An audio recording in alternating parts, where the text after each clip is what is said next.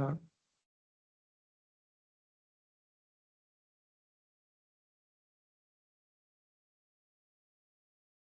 Hop. Bonjour à tous, on attend 2 minutes que les gens arrivent et puis on va pouvoir ensuite commencer.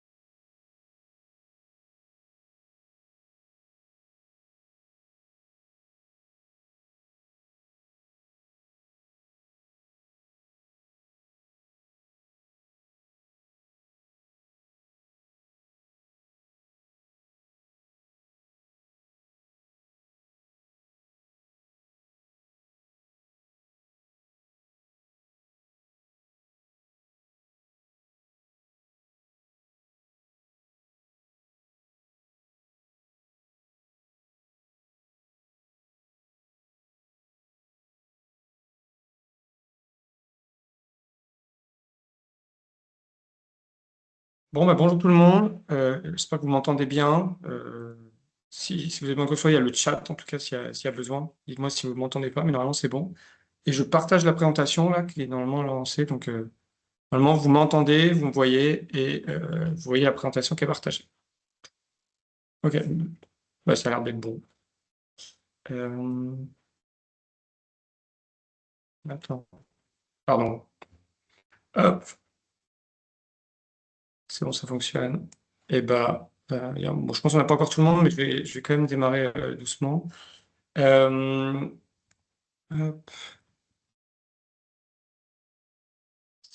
Et ben, bonjour à tous, donc bienvenue sur ce webinaire. L'idée, c'est de parler d'industrie circulaire, donc repenser son modèle pour gagner en compétitivité. Donc l'idée, c'est de voir comment on peut allier sur cette question d'industrie circulaire, réduction d'impact, donc des enjeux liés à l'environnement, et performance de l'entreprise. Du coup, on va être deux. Donc moi-même, Ronan, je suis le cofondateur de Capstan. On est un bureau d'études sur ces enjeux environnementaux. Et Laure Jarlot, qui est responsable RSE au sein du groupe Rossignol, et qui va pouvoir vous présenter ce qui se fait concrètement dans l'entreprise, dans le groupe Rossignol. Du coup, il va y avoir 3 parties dans cette présentation. Donc moi, je vais vous présenter le concept d'industrie circulaire, ce que c'est concrètement, avec notamment pas mal d'exemples pour rendre ça concret. Deuxième partie, donc là, on va vous présenter ce qui se fait dans le groupe Rossignol. Et on aura une troisième partie, questions-réponses. D'ailleurs, alors, j'ai une première question, on peut en discuter dans le chat pour se lancer. Selon vous, à quel enjeu l'économie circulaire répond-elle? N'hésitez pas sur le chat. Selon vous, pour vous en tout cas personnellement, à quoi répond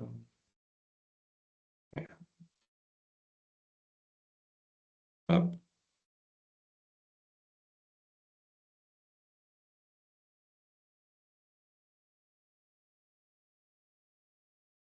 est-ce qu'il y a yes. Moins de pression sur les ressources, souveraineté.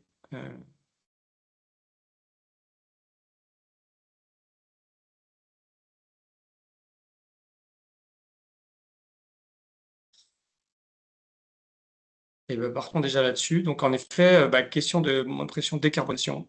Euh, euh, En gros, j'ai récapitulé, donc, maintenant qu'on a planté le décor, il y a quatre grosses sections sur lesquelles on peut résumer ces enjeux.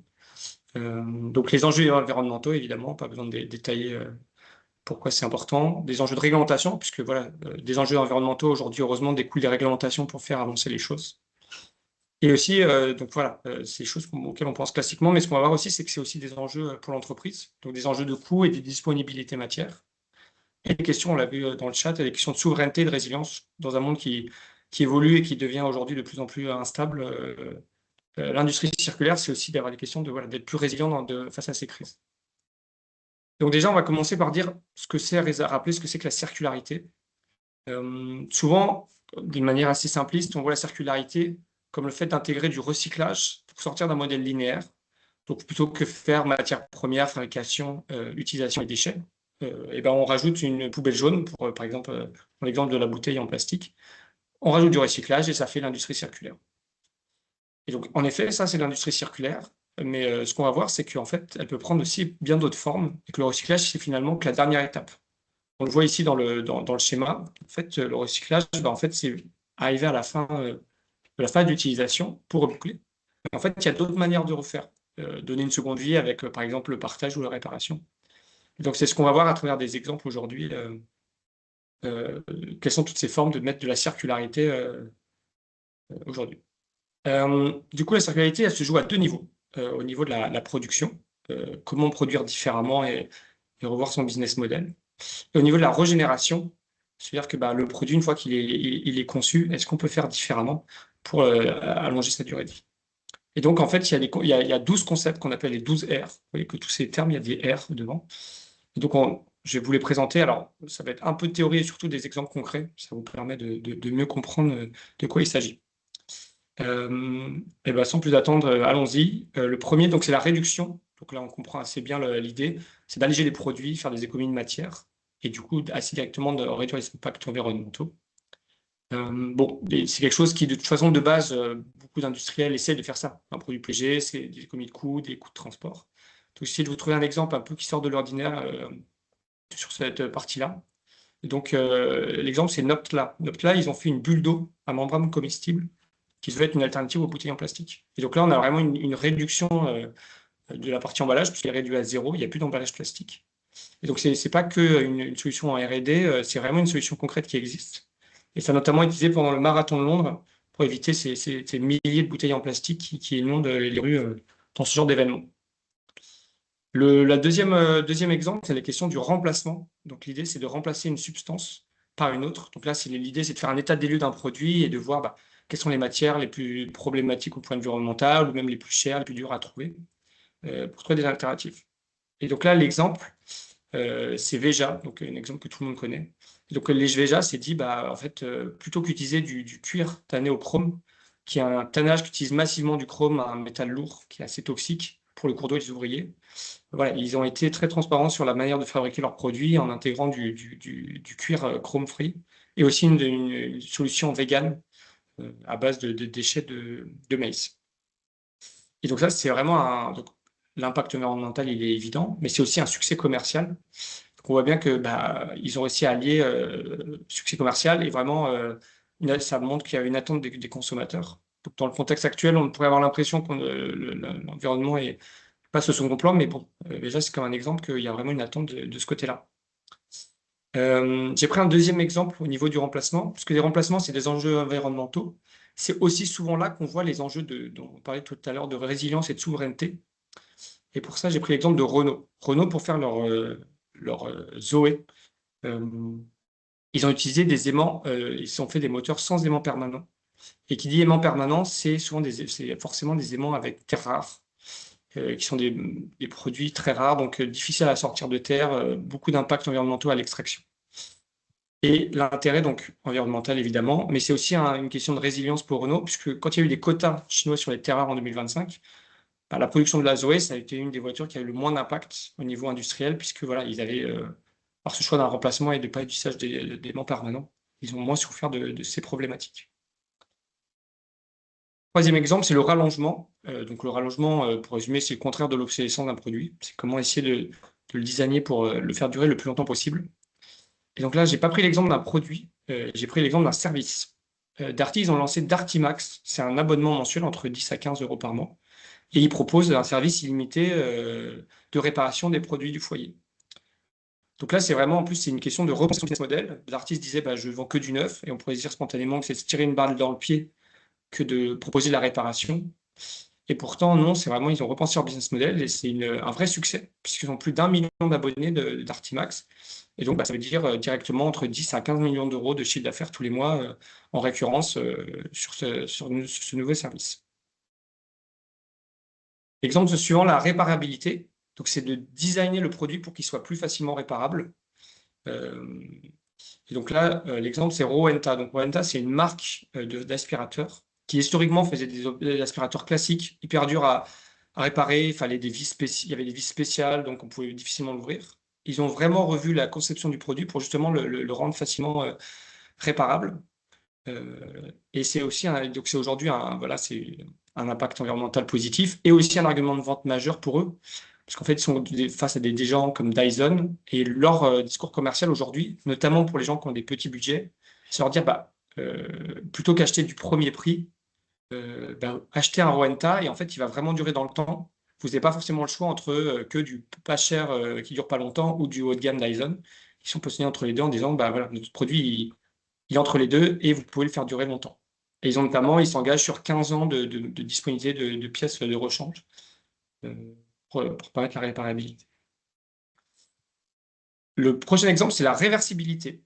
La réversibilité, c'est de se dire, est-ce qu'il y a des moments où les usages peuvent évoluer et on crée un produit qui s'adapte à ces changements. Et donc là, je vous propose dans le chat d'essayer de deviner. C'est pas forcément simple, donc j'ai un exemple. Les exemples d'avant, on trouve facilement plein d'exemples. La réversibilité, c'est pas forcément évident. Donc là, j'ai pris un exemple qui s'adapte à quelque chose qui change inévitablement, c'est les enfants qui grandissent assez vite. Donc pour tous ceux qui ont des enfants, est-ce que vous avez un exemple de produit qui évolue dans le temps avec le fait que les enfants grandissent? Regarde dans le chat.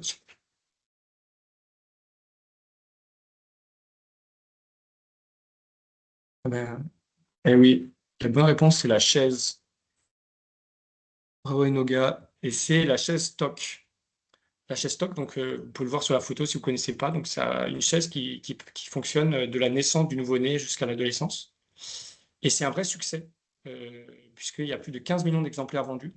Donc à un peu plus de 100 € la chaise, on vous fait vite le calcul sur un terrain pour l'entreprise d'avoir se positionner sur le côté réversibilité. Et puis l'intérêt, c'est d'éviter d'acheter une chaise pour chaque âge. Exemple suivant, revamping ou modernisation. Donc l'idée, c'est de se dire, on a un produit ou une installation qui existe et on essaie de prolonger de sa durée de vie en remplaçant les composants obsolètes et en essayant de garder une partie, notamment la structure lourde. Et donc là, l'exemple, c'est HOP TER. Donc l'idée d'un TER, c'est qu'au bout d'un moment, à mi-vie, plutôt que tout changer, on garde la structure métallique, qui est vraiment la partie la plus énergivore à construire, et on vient remplacer l'intérieur. Donc le mobilier intérieur, notamment le moteur. Et donc ça permet d'avoir un TER équivalent à un neuf, tout en évitant de tout changer. Là, les résultats, évidemment, la caisse métallique, c'est ce que je disais, c'est la partie la plus coûteuse en énergie à produire. Donc là, on évite de reproduire ça. Et c'est un intérêt puisque c'est une réduction des coûts par rapport à du neuf. C'est moins cher de remettre à niveau. Voilà, on a vu les exemples liés à la partie fabrication. On va maintenant voir les exemples liés à la seconde. Le premier, c'est le réemploi. Donc là, l'exemple le plus concret, c'est la consigne. Pourquoi la consigne? Aujourd'hui, on entend aussi beaucoup parler de ce qui est beaucoup mis en place, c'est le recyclage. Mais la consigne, notamment par exemple d'une bouteille, c'est 33% d'eau en moins et 80% des émissions de CO2 en moins par rapport à une bouteille recyclée. Et c'est là où c'est un exemple qui montre aussi l'importance de la réglementation, parce que je pense que sans réglementation, on aurait du mal à remettre ça en place en France. Alors qu'une fois que c'est mis en place et mis en place de manière importante, comme en Allemagne, ça fonctionne très bien. Et j'ai pris un deuxième exemple pour le réemploi. Et là, pareil, c'est un quiz. Il va falloir trouver. Est-ce que vous avez un exemple d'une entreprise dont on a beaucoup parlé dernièrement, qui a mis en place la réemploi d'une partie de son produit, qui a permis de vraiment devenir leader d'un marché, alors qu'il y a une grosse barrière à l'entrée. Ils sont lancés il y a, on va dire, une dizaine d'années. Ils sont aujourd'hui leaders dans leur marché, notamment parce qu'ils ont mis en place le réemploi de la partie la plus chère de leurs produits.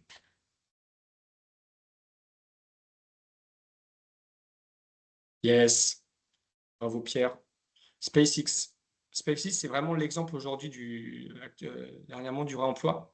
S'ils ont réussi à devenir leader de leur marché et de faire réduire les coûts d'envoi de fusées dans l'espace de 10 000 à 2 000 € par kilo, donc réduire par 5, c'est notamment parce qu'ils ont réussi la prouesse technique de venir récupérer le premier étage de la fusée, qui représente 50% du coût. Exemple suivant, le reconditionnement. Donc, reconditionnement, je pense que ça parle à pas mal de monde, et notamment, bah, pareil, est-ce que vous avez un exemple? Quel est l'exemple le plus connu? Là, normalement, c'est facile. Quand on dit reconditionnement, vous pensez à...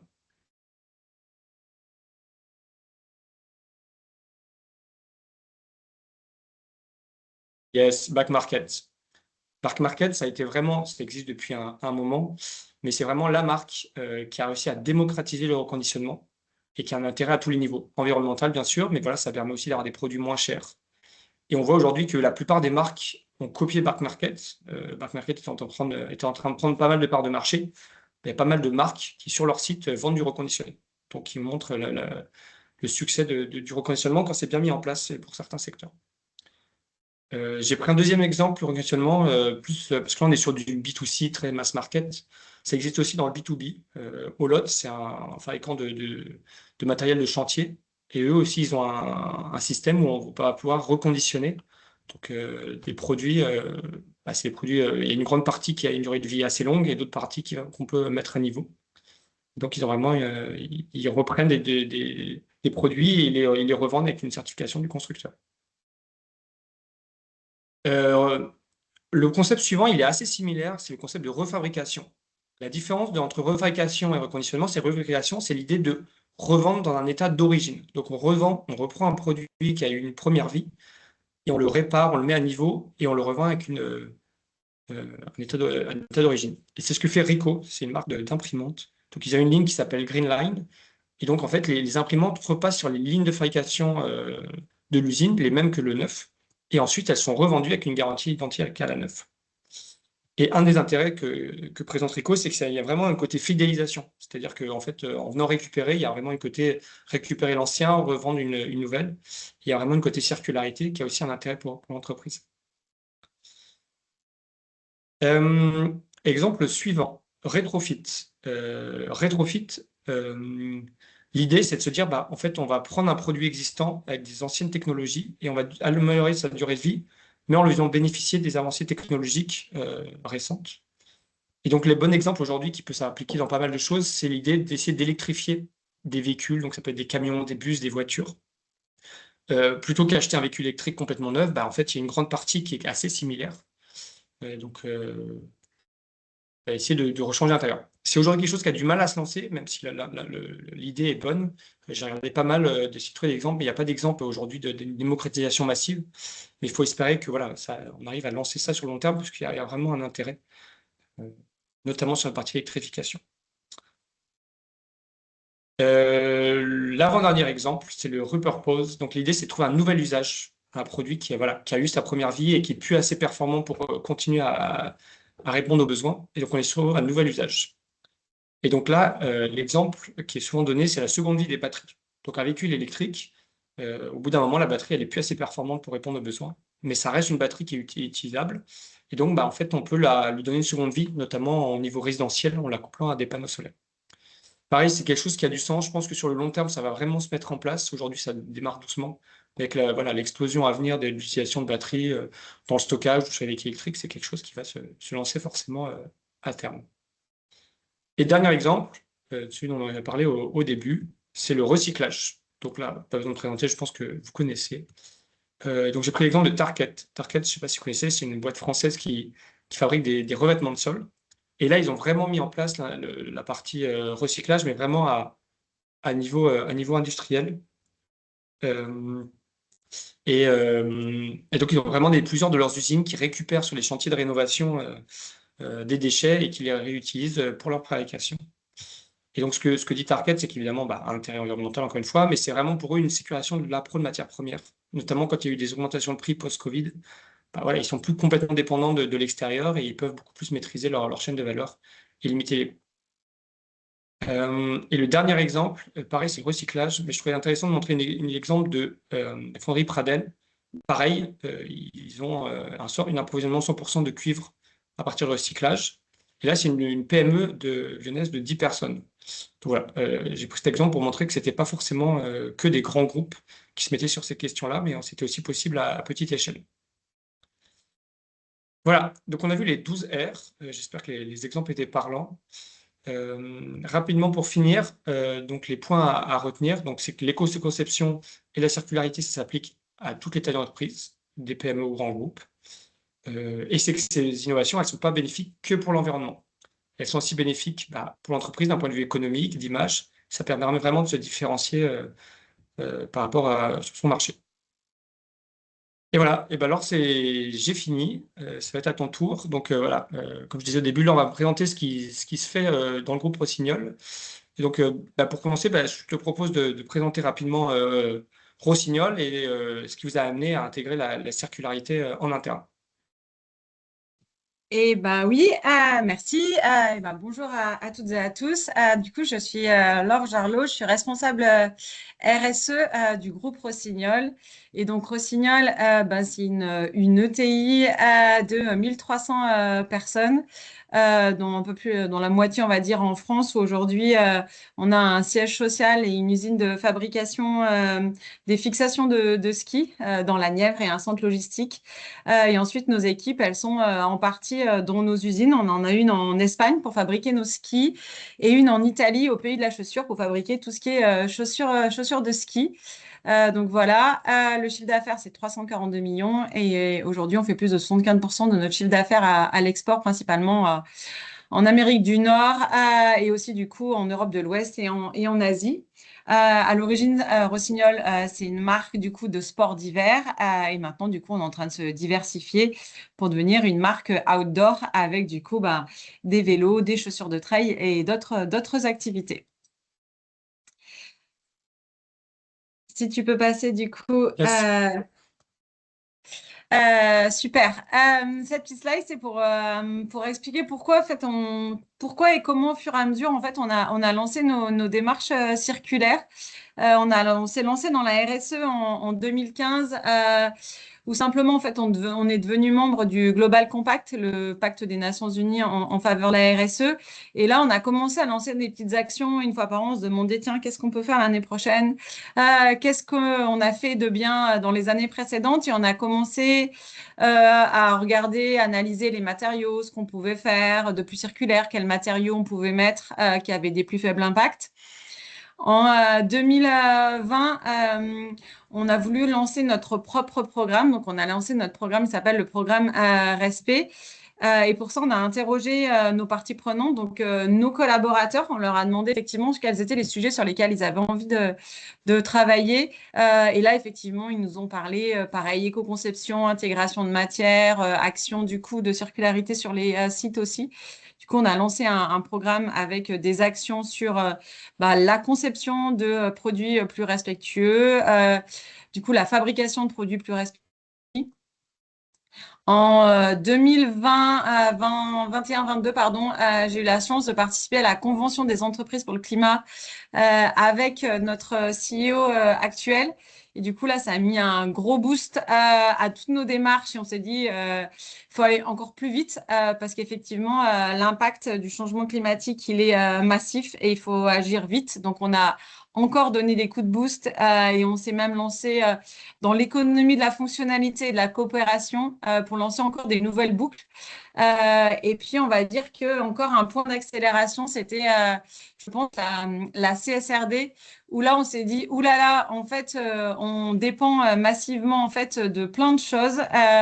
Et du coup, nos dépendances sont grandes, donc on doit encore plus reboucler pour être moins dépendant, être plus robuste. Je t'en prie, si tu peux Vas-y. passer du Ah coup. oui, et sur la slide suivante qui est du coup ce que vous avez mis en place concrètement. Ouais, voilà, effectivement. Du coup, concrètement, qu'est-ce qu'on a fait? Pour baisser du coup l'impact carbone du groupe, on a du coup agi sur quatre piliers. Le premier, c'est toute la partie du coup éco-conception. On a cherché toutes les matières qu'on pouvait mettre à l'intérieur du coup de l'ensemble de nos produits. On a cherché effectivement du coup des matières qui étaient soit biosourcées, soit des matières du coup qui contenaient du coup des matières recyclées. On a même, du coup, quand on voit la dernière photo, alors c'est pas hyper clair, mais la dernière photo, c'est un arbre qui pousse. Et du coup, on est même en train de planter, du coup, nos propres plantations, parce que du coup, dans tous les skis, il y a une âme en bois. Je disais tout à l'heure, en fait, notre plus grande usine de ski, elle est en Espagne. Donc, à côté de cette usine, ça fait la 3e année qu'on plante, en fait, du coup, des peupliers pour, en fait, avoir un sourcing, du coup, local à côté de notre usine. Et en fait, nos équipes, on leur demande chaque année de faire grandir la gamme des produits Respect. Donc, chez nous, tout s'appelle Respect. Cette gamme de produits, en fait, c'est des produits qui contiennent en fait plus de 50% en masse de matières recyclées ou des produits qui ont une ACV inférieure au produit l'année précédente de moins de 10%. Et donc, chaque année, on a des objectifs et chaque année, on doit faire grandir le pourcentage en fait de ces produits respect dans nos gammes de produits. Et donc là, c'est nos équipes marketing et R&D qui travaillent là-dessus à faire grandir ces gammes chaque année. Et du coup, oui, et pour finir sur ce produit, sur ce point-là, donc là, c'est soit des boucles en fait, soit du coup, on envoie par exemple nos chutes chez en fait nos fournisseurs qui nous refabriquent en fait des matières. Donc par exemple, la semelle du ski, on a des chutes quand on découpe les semelles. Donc ces semelles-là en fait retournent chez notre fabrique, chez notre voilà notre fournisseur qui nous renvoie des semelles avec des matières recyclées. Pareil, on est en train de mettre des boucles aussi sur les champs des skis. Quand on n'arrive pas à les faire, du coup, pour réutiliser nous, comme par exemple avec les caoutchoucs qui sont dans les skis, les caoutchoucs retournent chez quelqu'un qui fabrique ensuite avec ça les plaques que vous trouvez dans les stations de ski, les plaques en caoutchouc sur lesquelles on marche quand on descend des télésièges, etc., pour pas glisser. Donc en fait, parfois les boucles, elles sont pas en direct chez nous, elles sont avec d'autres produits qui servent dans notre univers, mais pas forcément chez nous. En tout cas, on essaye de boucler tout ce qu'on veut parce que ça a une double vertu, à la fois en fait de baisser nos déchets. Donc forcément, en fait, c'est intéressant en termes de business aussi. Soit effectivement, voilà, donc de baisser nos déchets et aussi du coup d'avoir des matières recyclées à mettre en entrée. Le deuxième point, en fait, ça concerne la fabrication. Donc, on essaye effectivement aussi de travailler un maximum dans nos usines. Donc, elles sont toutes aujourd'hui en électricité verte, etc. Mais surtout, par exemple, donc, vous voyez quelque chose qui s'appelle défaut d'aspect. Comme tout le monde, chez Rossignol, on va dire des skis moches. C'est comme les tomates moches dans les supermarchés que personne ne veut. Pourtant, en fait, elles sont très bonnes, elles ont le même goût, mais elles sont pas très belles. Donc, nous aussi, en fait, on a des produits qui sont fabriqués et qui présentent des défauts. Et par exemple, ça, avant, c'était quelque chose qu'on vendait pas. Mais on s'est dit, en fait, ces skis sont parfaitement skiables. Ils ont juste, en fait, un léger défaut. Et donc, aujourd'hui, on vend ces skis-là sur notre site Internet et aussi, du coup, en direct, en fait, à clients B2B. Et en fait, ce qui est hyper intéressant, c'est que, bah, à la fois, ça nous évite des déchets, ça nous génère de la valeur avec quelque chose qui était un déchet, et ça nous permet finalement aussi de baisser notre bilan carbone Scope 3, parce que si en fait on ne vend pas des produits qu'on a fabriqués et qu'on utilisé des matières premières, ça veut dire que demain, pour générer du chiffre d'affaires, il faut refabriquer des produits. Donc voilà une initiative effectivement qui à la fois combine en fait voilà, préservation des ressources, moins de déchets et génération de chiffre d'affaires. On a mis en place aussi de l'upcycling. Donc aujourd'hui, maintenant, on se pose la question à chaque fois avant de jeter, est-ce que au lieu de jeter ce ski en fait qui n'est pas skiable, pour le coup, là, c'est pas les skis skiables, sinon on les vend en défaut d'acier. Donc un ski qui vraiment n'est pas skiable, dans lequel on a oublié quelque chose, par exemple un élément. Du coup, on a fabriqué des lampes qu'on vend aussi sur notre site internet. On fabrique aussi des tabourets. Quand on a des chutes de tissu, on essaye de se dire qu'est-ce qu'on peut fabriquer. Donc là, sur l'image, on voit qu'on a fabriqué un cover pour mettre du coup sur les masques de ski. On a fabriqué aussi des décapsuleurs avec des poignées de bâtons de ski qui étaient défectueuses. Donc, en tout cas, maintenant, on se pose systématiquement la question de, bah, tiens, qu'est-ce qu'on peut faire avec des matières au lieu, effectivement, du coup, de les jeter et de générer des déchets. On a aussi, du coup, lancé des books sur, par exemple, là, la location des vêtements de ski. Bah, là, on est même arrivé, en fait, à se dire, bah, au lieu, en fait, de vendre le produit en one shot, pourquoi on n'essaierait pas, du coup, de le louer parce que ça évite, pareil, toujours plus. Et donc là, c'est des produits aujourd'hui qu'on met en location et donc on récupère, qui sont nettoyés, etc. et qui sont du coup remis en fait, merci beaucoup, et qui sont du coup remis en fait à la location. Ce qui est super intéressant sur ces modèles-là, c'est qu'en fait, on est quand même capable de prouver qu'un vêtement qui est loué plusieurs fois et ensuite vendu en seconde main génère plus de la valeur que vendre une fois. Donc, en fait, toutes ces boucles qu'on peut mettre, on voit, sont aussi génératrices en fait de valeur et de business. Et puis, si on continue de tourner, on a mis aussi du coup en place de la seconde main. Donc là, c'est des produits qu'on récupère, qu'on remet en état et qu'on revend en seconde main.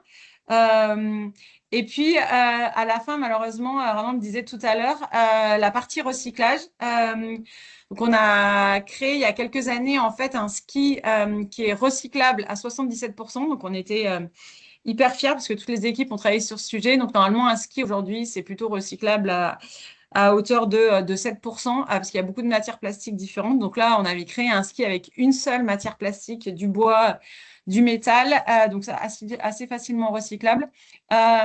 Malheureusement, aujourd'hui, on sait que les produits recyclables, bah, le consommateur, en fait, il l'achète en se disant super, c'est un produit recyclable. Il l'utilise pendant plusieurs années et à la fin, en fait, souvent, il oublie le pourquoi il l'avait acheté et en fait, il ne le renvoie pas. Du coup, à l'entreprise qui l'a fabriqué. Alors nous, pour l'instant, pour ce ski, on n'en a pas récupéré.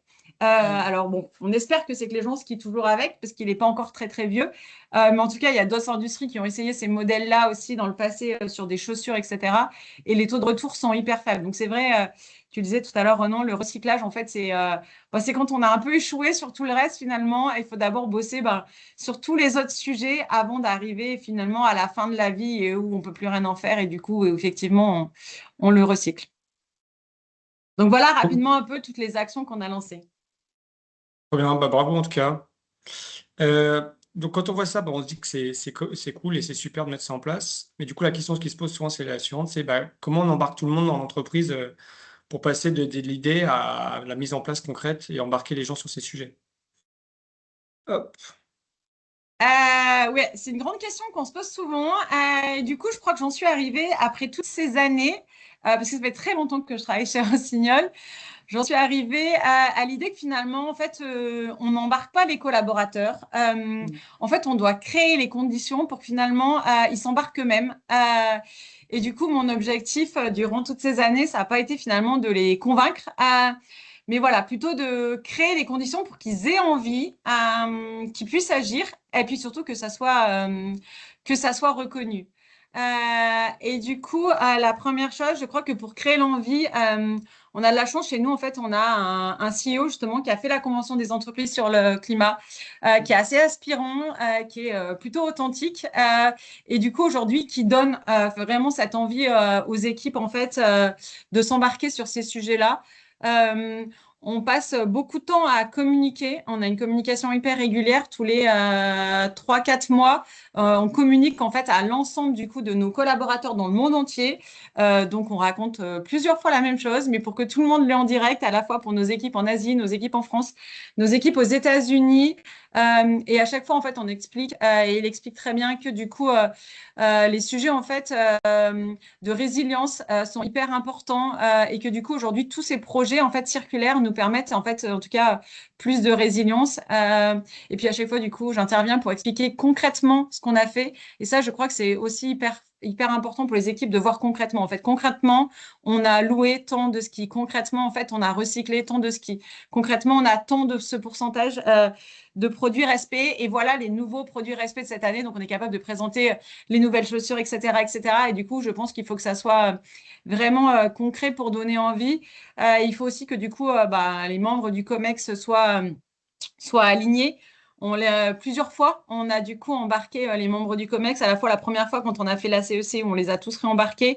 Et là, je crois que maintenant, en fait, sur tous les sujets de dépendance, et grâce effectivement à la CSRD, la matrice de double matérialité, on a expliqué quelles étaient nos dépendances finalement au bois, à l'eau, à plein de matières premières.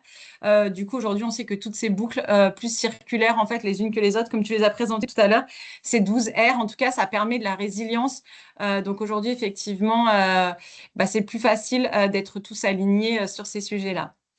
Euh, le deuxième point pour moi, ça a été en tout cas de former l'ensemble des équipes et de les outiller et en tout cas de les former pour les rendre acteurs et pas du tout du coup de les sensibiliser.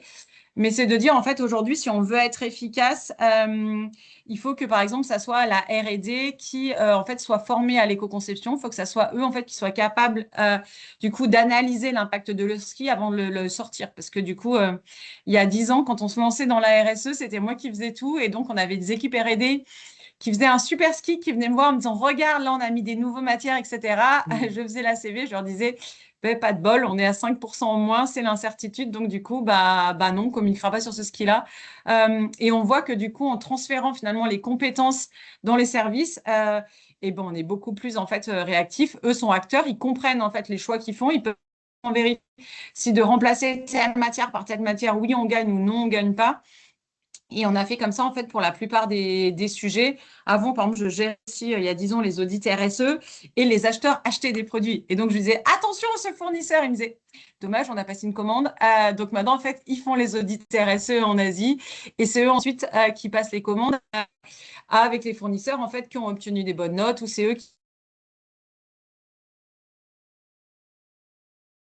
vraiment rendu acteur chacun des services sur les sujets de la RSE pour vraiment que chacun s'embarque et que chacun en fait puisse agir. Et du coup, on leur explique que maintenant, ça faisait partie en fait de leur travail. En fait, c'est pas une histoire d'être convaincu ou pas. En fait, c'est une histoire que ça fait partie du coup de ce qu'ils doivent faire. Et du coup, on essaye de laisser voilà beaucoup d'autonomie aux équipes. Euh, Ça demande par contre effectivement à accepter que parfois ça prenne plus de temps. Mais en tout cas, au final, en fait, on sait que du coup, c'est beaucoup plus efficace.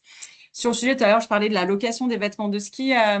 C'est moi qui ai eu l'envie. Par contre, c'est pas moi qui l'ai mis en place. En fait, c'est un commercial qui jusqu'à présent vendait des blousons de ski, à qui du coup on a demandé de louer. Donc c'est un changement. Mais c'est lui qui a pris le sujet avec la personne en charge de la qualité du textile chez nous. C'est eux deux qui ont monté ce projet. Ça a mis du temps, mais maintenant, en fait, ça fait 3 ans que ça roule et c'est eux aujourd'hui qui gèrent tout. Donc, en fait, je crois qu'il faut accepter que ça soit fait à un rythme différent, mais en tout cas, de rendre les équipes autonomes et puis surtout, du coup, de valoriser les réussites. Et je crois que le dernier point, j'ai noté rendre évident, mais pour moi, du coup, c'est de se dire en fait comment finalement on intègre dans les activités de tout le monde en fait ces nouveaux enjeux. Donc nous, je le disais en fait, on a rendu les services en fait acteurs et moi j'ai décidé d'avoir un service RSE le plus réduit possible. Donc on est deux pour le monde entier. Mon objectif, c'est que jamais on soit plus de deux. Sinon, c'est que je n'aurais pas réussi justement à embarquer tout le monde. Donc là, en fait, c'est chacun des services qui prend les sujets qui le concernent. Donc voilà, on a vraiment mis dans chacun des services à RSE. Ensuite, on a mis aussi ces enjeux dans les processus. Donc aujourd'hui, en fait, quand quelqu'un fait une demande d'investissement, il doit bien évidemment expliquer quel est le ROI financier, mais aussi en quoi finalement son investissement en fait va permettre à l'entreprise de fabriquer de manière plus respectueuse ou de concevoir de matière plus respectueuse ou est-ce que ça va permettre de faire baisser le bilan carbone ou d'améliorer le côté sociétal. En tout cas, ça fait partie du coup du processus en fait de demande d'investissement. On suit également en fait un chiffre d'affaires respect.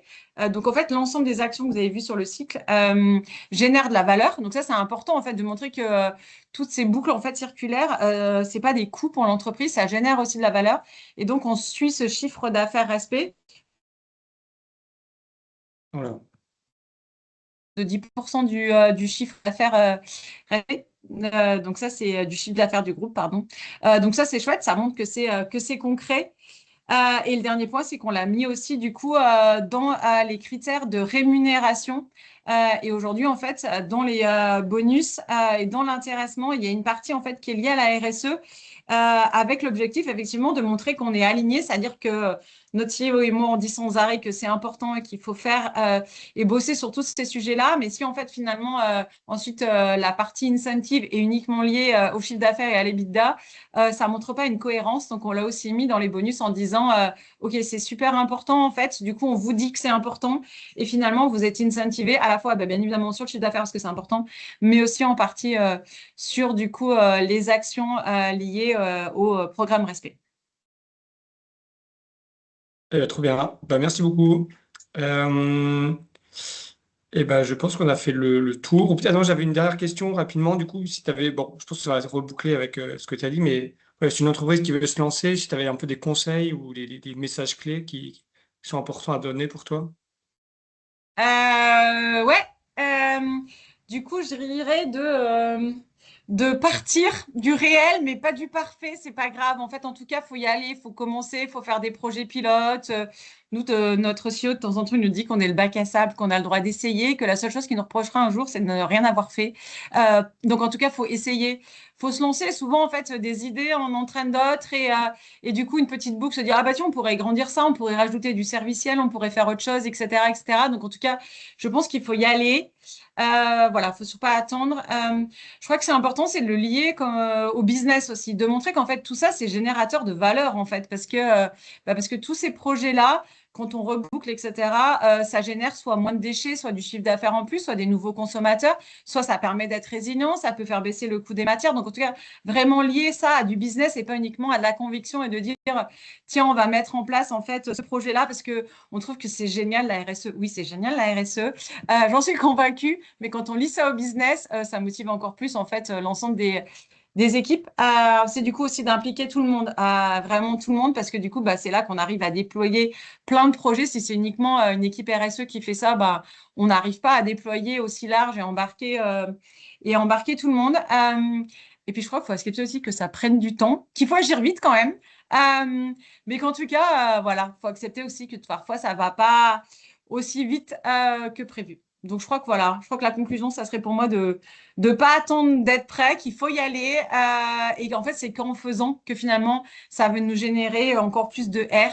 Et finalement, peut-être un jour pour arriver aux 12 que tu as pu présenter tout à l'heure. Trop bien. Bah, merci en tout cas. Merci pour la présentation. Si vous avez des questions, on pourrait revenir juste après. Je crois qu'il y a déjà une question, donc n'hésitez pas à la partie questions. Si vous avez d'autres questions, vous pouvez les rajouter. Je voulais juste refaire une dernière slide rapidement pour présenter concrètement aussi des choses qui existent, notamment si voilà, c'est en fonction de l'état d'avancement où vous êtes. J'ai raison, il y a trois choses qui existent que je voulais présenter. Si vous voulez vous lancer sur ces questions-là dans votre entreprise, il y a le diagnostic éco-conception qui est financé par la BPI, qui est vraiment un bon moyen de se lancer, faire les premiers pas dans ces sujets-là, où on mélange analyse et cycle de vie et éco-conception. Donc, c'est quelque chose sur lequel nous, on a déjà travaillé. Donc, voilà, en retour d'expérience, c'est assez pertinent. Et bon, ça mélange voilà, diagnostic et réflexion et innovation. Ensuite, c'est bien de savoir que l'ADEME finance des projets de transition écologique. Donc, il y a parfois des questions aussi de financement. Donc, ça vaut le coup voilà, de prendre contact avec l'ADEME et si vous avez des idées et qu'il y a vraiment cette partie investissement. Et si vous êtes déjà hyper avancé comme Rossignol, c'est aussi bien de pouvoir aussi parfois pouvoir valoriser. Donc là, je ne sais pas si vous connaissez, il y a une association qui s'appelle Climate Dividends, dont l'objectif, c'est de pouvoir valoriser les émissions évitées. Et donc, il y a toute une partie, une méthodologie sectorielle autour de l'économie circulaire. Euh, donc voilà, vous pouvez regarder si vous voulez en savoir plus, me demander dans cette idée de voilà, pouvoir valoriser les actions mises en place. Et ben voilà, c'est tout bon, on a fini les slides. Et donc la dernière, c'est de savoir si vous avez des questions. Euh, donc vous pouvez les poser dans la partie Q&A. Et donc il y en a une première de Pierre. Pour toi alors, c'est est-ce que vous avez pu mesurer les impacts financiers, humains et environnementaux concrètement chez Rossignol? Qu'est-ce que ça donne Alors, on n'a pas mesuré au global, en tout cas, oui, projet par projet. Par exemple, on prouve qu'effectivement, utiliser des matières recyclées en direct, en tout cas de chez nos fournisseurs avec lesquels on fait des boucles fermées, bah, les matières aujourd'hui, elles nous coûtent moins cher finalement que d'acheter finalement de la matière vierge. On a aussi montré que donner des cartons à nos fournisseurs qui nous relivrent dans les cartons que nous, on génère après, du coup, ça nous coûte moins cher parce que finalement, le fournisseur au début n'a plus besoin d'acheter des cartons parce que nous, on lui les fournit etc. Donc aujourd'hui, en tout cas, sur chacun des projets, on montre que mettre des boucles circulaires, effectivement, c'est rentable pour l'entreprise. Et c'est ça qui est super chouette, en fait, c'est que ça aligne en fait les convictions avec le business et donc ça donne encore plus envie aux gens de continuer. et tu disais, moi je trouve intéressant, c'est notamment que pour sortir de la vente de produits neufs, c'est que vendre du service, c'est aussi hyper pertinent d'un point de vue aussi très financier, quoi. C'est bien plus rentable que vendre du neuf. Ah bah exactement. Bah d'ailleurs, en tout cas pour le ski aujourd'hui, les loueurs de ski aujourd'hui, c'est ce qui font que ça marche aussi. C'est aujourd'hui, eux aujourd'hui ils louent nos produits. Donc effectivement, ils ont bien compris que du coup en fait louer les produits, c'était aussi rentable. Et du coup nous effectivement on s'est lancé dans la location des vêtements parce que jusqu'à présent ça c'était pas, du coup personne ne le faisait. Et oui effectivement quand on est capable du coup d'ajuster au mieux les stocks, d'avoir des produits qui durent longtemps, oui, c'est plus rentable en fait de louer en fait plusieurs fois une tenue de ski finalement que de la vendre une fois. Trop bien. Eh ben, c'est clair. Il y avait une autre question de Stéphane sur le côté embarquer les membres du COMEX. Du coup, ça veut dire quoi concrètement dans la structure, l'organigramme? Est-ce que c'est à une place au COMEX? Comment ça se passe au quotidien pour les... Ouais, alors non, ce qui est génial, c'est qu'en fait, on a créé une business unit en charge de la transformation. Et donc, en fait, c'est le vice-président en charge de la transformation qui est au COMEX. Et donc, dans cette équipe en charge de la transformation du groupe, on est trois services. On a la RSE, bien évidemment. On a l'innovation. Chez nous, on a décorrélé du coup de la R&D et c'est une innovation au service en fait de la transformation de l'entreprise. Donc, c'est par exemple un service innovation qui me sort des capteurs et plein de choses géniales pour arriver en fait, parce que quand on veut faire par exemple de l'économie, de la fonctionnalité, il faut être capable en fait de compter, de quantifier combien de temps les produits sortent, etc., etc. Aujourd'hui, l'innovation en fait est au service de la transformation du business et finalement décorréler un peu de la R&D. Et dans cette équipe transfo, on a aussi un service qui sait déjà vendre du service et pas des produits. Euh, et aujourd'hui, du coup, ces trois services, on est en charge du coup de transformer l'entreprise. Donc voilà. Non, en tout cas, c'est chouette de pas être tout seul et de pas dire en fait c'est en fait la RSE qui vient et qui est parfois vue en tout cas c'est voilà c'est juste eux qui veulent faire tout changer mais du coup non en fait on est trois services on est liés ensemble on bosse du coup ces trois services beaucoup sur du modèle serviciel aussi comment finalement on sort de notre dépendance au volume et comment finalement on arrive à proposer toujours plus de services pour être plus résilient et finalement c'est trois services qui sont unis pour proposer ces modèles alternatifs, aussi toutes ces boucles et tout ce qui est voilà. Et donc on se sent moins seul et ça c'est chouette parce que du coup on est plus nombreux et on est plus source du coup de voilà d'embarquer les équipes aussi. Et trop bien. Et une autre question, c'est cet engagement RSE, est-ce que ça se retrouve aussi dans votre offre de valeur, notamment versus les concurrents, au niveau des... Euh, Aujourd'hui, je je- crois que c'est plus en interne, parce que par exemple, nos produits qui s'appellent là les produits respect, aujourd'hui, c'est uniquement en interne. Hein. Sur notre site internet, il n'en est pas fait mention, parce qu'aujourd'hui, avec toutes les lois anti-greenwashing, etc., et qui sont très bien d'ailleurs, je veux dire, les entreprises aujourd'hui ne peuvent plus dire moi j'ai un label, moi j'en ai un autre, etc. etc. Donc aujourd'hui, c'est plutôt en interne pour se motiver, pour faire baisser notre impact carbone qu'on a mis en place toutes ces démarches-là. C'est moins connu, je pense, du grand public parce que justement aujourd'hui, bah, chacun doit faire quand même assez attention sur la façon dont il communique. On peut plus raconter n'importe quoi. Les labels privés sont interdits et je le répète, et c'est super bien.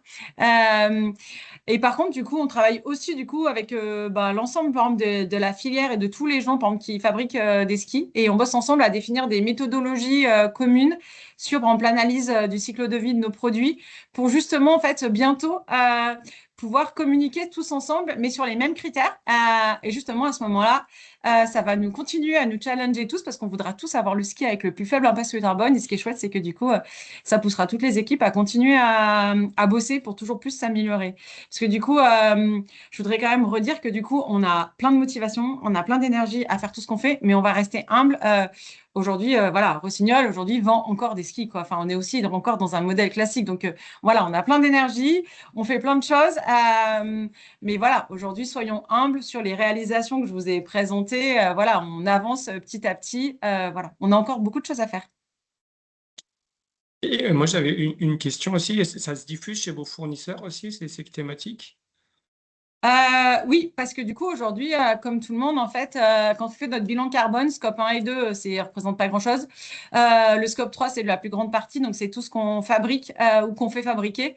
Et donc aujourd'hui, en fait, oui, on sollicite tous nos fournisseurs pour avoir toujours plus de matières recyclées, de matières biosourcées, que ce soit des matières plastiques ou des matières naturelles. On leur demande de se faire certifier pour, par exemple, avoir du bois labellisé PEFC dans nos skis. Donc, il faut que, par exemple, la forêt soit labellisée, la personne qui coupe le bois soit labellisée, que notre usine à nous, c'est le cas aussi, par exemple, soit labellisée. Donc, oui, on embarque en fait tout le monde pour effectivement, du coup, que eux, en fait, soient aussi source de propositions. Et donc, que ça soit en fait les fournisseurs de matières, que ça soit en fait les personnes qui, du coup, fabriquent aussi pour nous. Et que ça soit du coup les gens qui nous fournissent les emballages. En tout cas, on est sans arrêt en train de solliciter tout le monde pour avoir toujours, là, le dernier sujet que m'a partagé des réalisations du service achat d'hier, c'était qu'ils étaient arrivés à mettre un film plastique 2 fois plus mince pour emballer en fait l'ensemble des produits qu'on expédie partout dans le monde. Donc un film 2 fois plus mince, ça veut dire qu'à la fin, on aura consommé 2 fois moins de plastique, ça sera juste énorme. Et pour l'instant, les tests sont concluants. Donc voilà, en tout cas, et tout ça, par exemple, c'est le service achat qui a décidé de bosser là-dessus, parce que c'est eux aujourd'hui qui sont autonomes sur la gestion, par exemple, de toute la partie emballage et baisse de l'impact des emballages. Eh ben, trop bien. J'ai l'impression qu'il n'y a pas. J'ai toutes les questions. On a répondu à toutes les questions. Pas d'autres questions. En plus, on est parfait niveau timing, 11h56, Exactement. malgré la petite coupure. Euh, En tout cas, merci à tout le monde. Il y aura un replay hein, pour les gens qui seraient un peu en retard. Vous pourrez regarder ou le partager. Et puis merci beaucoup Laure pour le partage. Je disais que c'était Avec à grand votre petit plaisir. niveau, mais c'était quand même super. Je pense que comme il fait plein de trucs, vous mettez en place plein de choses, donc c'est super à voir. Ouais, et puis ça fait du bien dans le contexte actuel. Et ben, merci Merci à tout le beaucoup. monde. Je vous envoie ouais, le replay, les slides, vous aurez tout. Merci à tout le monde. Merci, au Bon revoir. appétit. Au revoir.